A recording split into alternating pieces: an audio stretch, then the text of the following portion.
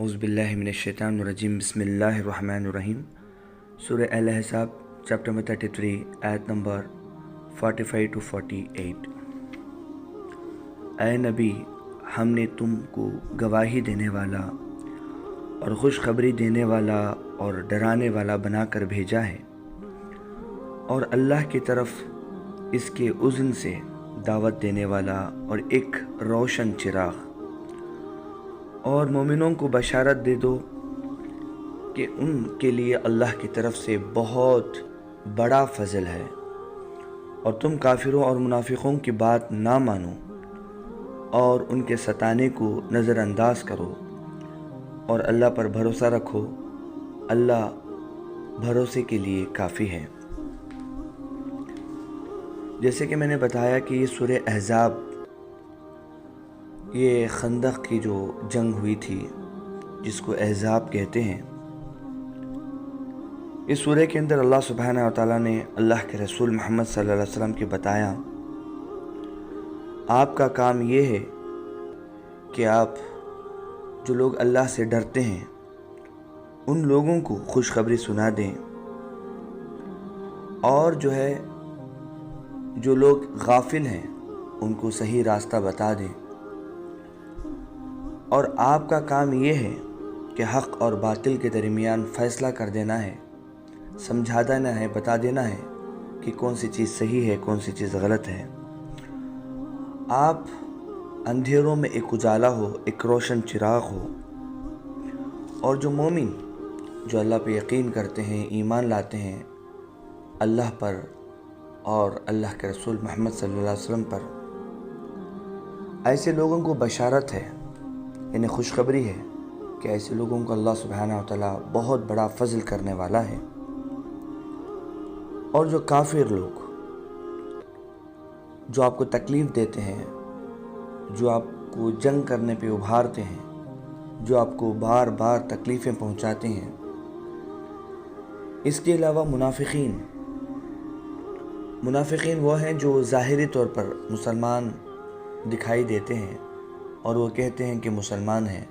مگر ان کی دلوں کے اندر مسلمانوں کے لیے نفرت بھری رہتی ہے۔ تو اللہ سبحانہ و تعالیٰ ایسے لوگوں کے بارے میں فرماتا ہے کہ جو کافر ہیں اور جو منافقین ہیں، آپ ان لوگوں کی بات نہ مانیں، اور جو آپ کو ستا رہے ہیں، جو پریشان کر رہے ہیں، یہ صرف ایک دنیاوی اذیت ہے، یہ دنیاوی اذیت ہے، جو تکالیف ہیں جو کہ ہر قسم اور ہر پیغمبر کو لاحق ہوئی ہے۔ جس پیغمبر نے بھی دعوت دی ہے ان کو اللہ کے راستے میں جب بھی دعوت کی ہے، بلایا ہے، تو پیغمبروں کو لوگوں نے جھٹلایا ہے، اور ان کو فزیکل ٹارچر بھی کیا ہے، اور ان کو مینٹل ٹارچر بھی کیا ہے، اور ان کے فیملی کے ساتھ بھی برا برتاؤ کیا ہے۔ یعنی محمد صلی اللہ علیہ وسلم جب اسلام کی دعوت دے رہے تھے تو اللہ کے رسول محمد صلی اللہ علیہ وسلم کو لوگوں نے فزیکل ٹارچر بھی کیا، اور جو ذہنی نفسیاتی جو تکلیفیں ہیں وہ بھی پہنچائی۔ اور جو منافقین تھے جو اللہ کے رسول محمد صلی اللہ علیہ وسلم کے سامنے بیٹھ کر باتیں سنتے تھے مگر پھر بعد میں چل کے ان کے خلاف ہی پلاننگ کرتے تھے، تو اللہ فرماتا ہے کہ یہ جو ستانا ہے یہ بہت دن تک نہیں ہے۔ تو اللہ فرماتا ہے کہ ان کے ستانے کو اب نظر انداز کرو اور اللہ پر بھروسہ رکھو، کیونکہ کافر لوگ تو ظاہر سے بات دشمن ہیں، اور جو منافقین ہیں وہ لوگ ایسے ہیں کہ کہتے ہیں کہ آپ پہ یقین کیے ہیں اور آپ کا ساتھ دیں گے، مگر جب وقت آتا ہے تو وہ اپنا ساتھ چھوڑ دیتے ہیں۔ اللہ فرماتا ہے کہ اللہ سبحانہ و تعالیٰ پہ جو شخص بھروسہ رکھے گا، یقین رکھے گا، اور خاص کر یہاں پر اللہ کے رسول محمد صلی اللہ علیہ وسلم کو فرمانے کہ آپ اللہ پر بھروسہ رکھو، کیونکہ اللہ پر بھروسہ کافی ہے، اتنا ہی کافی ہے کہ وہ کوئی بھی بندہ اللہ پر بھروسہ کرے۔ محمد صلی اللہ علیہ وسلم کا جو مشن تھا، محمد صلی اللہ علیہ وسلم شاہد بھی تھے، بشیر بھی تھے، نذیر بھی تھے، داعی بھی تھے۔ اب مشن بہت بڑا کہ پوری دنیا کے اندر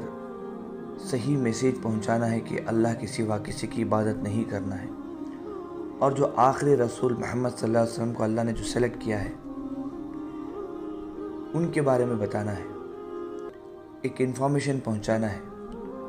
اور یہ دین کو غالب کرنا ہے۔ مشن بہت بڑا ہے، مگر سامنے جو کافر اور منافقین ہیں وہ خود بھی جو ہے بہت ہی بڑی تعداد میں ہیں، مگر اللہ فرماتا ہے اس کے بالمقابل آپ اللہ پر بھروسہ رکھیے، کافی ہو جائے گا۔ اور اللہ کے رسول محمد صلی اللہ علیہ وسلم کا کام یہ نہیں تھا کہ لوگوں کو ہدایت دیتے بھرے، بلکہ وہ کوشش کرتے تھے بات کو سمجھانے کی لوگوں کو، اور ان کے حق میں دعائیں کرتے تھے۔ تو محمد صلی اللہ علیہ وسلم کا کام یہ تھا کہ لوگوں کو بتا دیں کہ حق کیا ہے، باطل کیا ہے، سچ کیا ہے، جھوٹ کیا ہے، صحیح راستہ کون سا ہے، غلط راستہ کون سا ہے، اور جو ہے اللہ سبحانہ تعالیٰ ہی ہے جو ہدایت دینے والا ہے۔ اسی طریقے سے جو بھی داعی جو اسلام کا دعوت دیتا ہے، جو اسلام کو پھیلانے کی کوشش کرتا ہے، یعنی صحیح میسیج کو لوگوں تک پہنچاتا ہے، تو وہ بہت حد تک جو ہے ناراض ہو جاتا ہے، اور بہت حد تک جو ہے مایوس ہو جاتا ہے کہ کئی سال کی محنت تک جو ہے کئی لوگ صحیح راستے پہ نہیں آئے، وہ جو باطل ہے اسی کو صحیح مان رہے ہیں۔ تو ایسے لوگوں کو افسوس کرنے کی بالکل ضرورت نہیں ہے، کیونکہ محمد صلی اللہ علیہ وسلم کو جب خود یہ نہیں کام دیا گیا تھا کہ آپ ہدایت دیں، تو میں اور آپ لوگوں کو ہدایت نہیں دے سکتے۔ ہاں، ہمارا کام یہ ہے کہ جو اللہ کی کتاب ہے اس کتاب کا میسیج لوگوں تک پہنچائیں، اس کتاب کا میسیج لوگوں کو مکمل طور پر سمجھائیں، کوشش کریں، اور اللہ کے رسول محمد صلی اللہ علیہ وسلم کی زندگی کو لوگوں کے سامنے رکھیں، اور سب کے لیے دعا کریں۔ یہ ہمارا کام ہے، یہ کرنے کا کام ہمارا یہ ہے۔ اللہ قرآن میں یہی فرماتا ہے کہ لا اکراہ فی الدین قد تبین الرشد من الغی، جیسے کہ سورہ بقرہ کے اندر جو ہے آتا ہے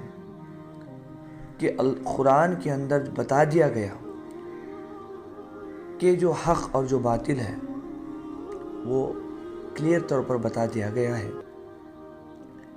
اور جو جس پہ چلنا چاہتا ہے اس کے لیے آزادی ہے۔ کسی کو یہ زور زبردستی نہیں ہے کہ وہ زبردستی سے اسلام قبول کرے یا زبردستی سے مسلمان ہو جائے۔ تو ایسا کرنے والوں کو اللہ پسند بھی نہیں کرتا جو لوگوں کو زبردستی کراتے ہیں، اور نہ ہی اللہ کے رسول صلی اللہ علیہ وسلم نے کبھی اپنی زندگی میں نے ایسا کسی کو کرایا۔